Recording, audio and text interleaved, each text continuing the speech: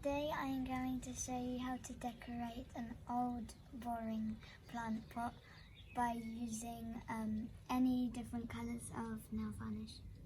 For this project you will need a plant pot, nail varnish, different colours of your choice, and a container with water.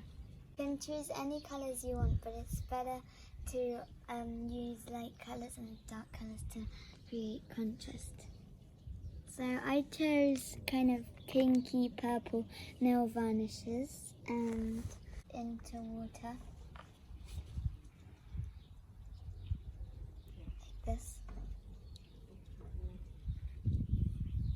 and keep doing your other colours.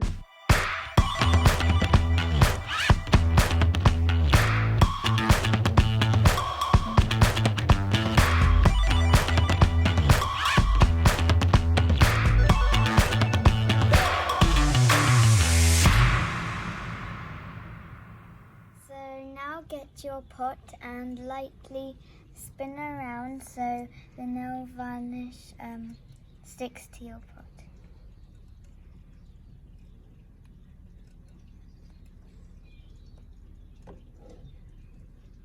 Add a bit more to paint the other side of your pot with the nail varnish.